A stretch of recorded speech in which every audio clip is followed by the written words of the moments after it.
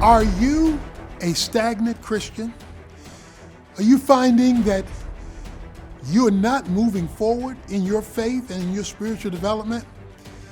Well, God has something to say about stagnation.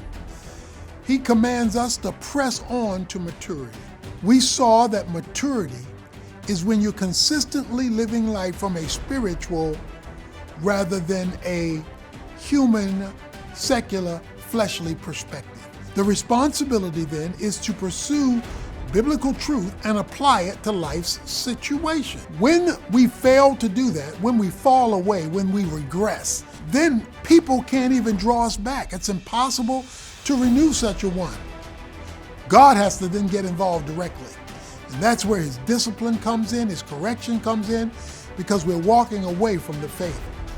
And it is that understanding that God wants us to grow so much. Why?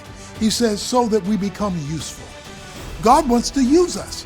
He wants to work through us. And he wants the blessings he gives us to be a motivation for him to find usefulness of us. And when we refuse that, he has to discipline us to draw us back into moving forward in our faith. So the goal is to grow to maturity.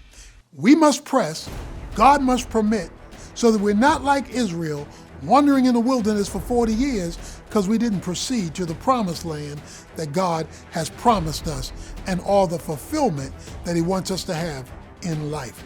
Well, you can get a full summary of this message, ocbfchurch.org/study guide. You'll find an outline, additional scriptures for you to work through, because we want to facilitate your spiritual development.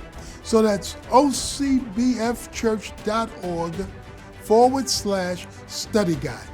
Get that now, and let's continue to grow in our commitment to the Lord as we press on to spiritual maturity.